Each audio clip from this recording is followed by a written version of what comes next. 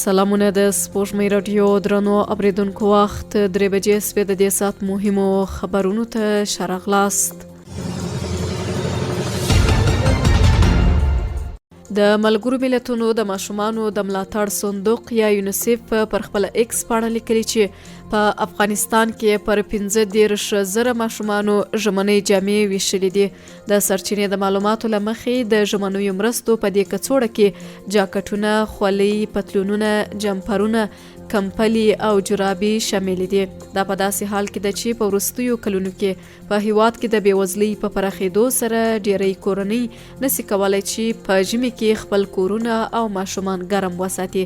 تر دې وړاندې د ملګرو ملتونو د بشري چارو د همغږۍ دفتر یا اوچا اعلان کړی چې په 2025 کال کې به په افغانستان کې شاوخوا 22.9 میلیونه خلک بشري مرستو ته اړتیا ولري او هغوی ته د رسیدګۍ لپاره 2.4 میلیارډ ډالرو بودیجې ته اړتیا ده.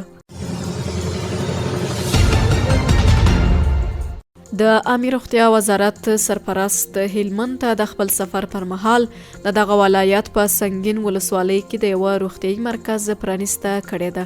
سرپرست وزیر د یاد روغتیايي مرکز پرانیستل د سنگین ولسوالۍ اوسیدونکو ته د روغتیايي خدماتو په برخه کې لویه لاسته راوړنه بللې ده.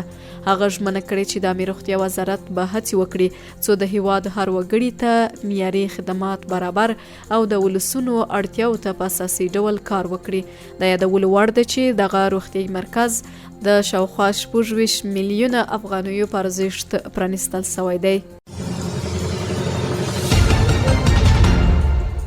د ننګرهار د کرنې و اوبو لګولو او مالدارۍ ریاست مسؤلین وایي چې د دغه ولایت په 15 ولسوالیو کې د څه باندې 1 میلیون افغانیو په لګښت پر 15 جریبه ځمکه د چارمغزو یا غوزانو 8 بڼونه جوړ شوي دي.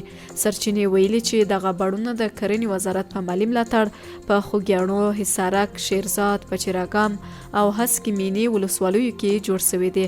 د سرچینې د معلوماتو له مخې د پروژې ټولیز لګښت 1,015,000 افغانۍ ښودل شوي دي.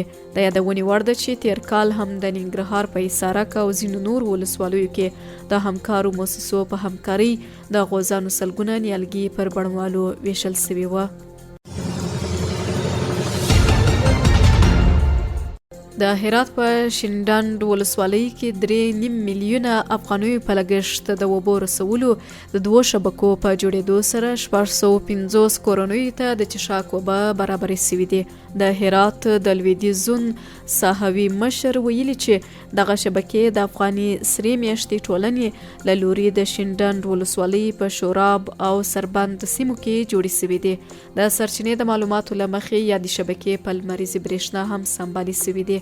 په ورته وخت کې د شینډنډ ولسوالۍ مرستیال ویلي چې د یادو سیمو خلکو پخوا د څښاک پاکو اوبو ته لاسرسی نه درلود، خو د یادو شبکو په جوړېدو سره یې د څښاک پاکو اوبو ستونزې حل شوي دي. دا و د دې ساعت مهم خبرونه. تر بیا ښه وخت.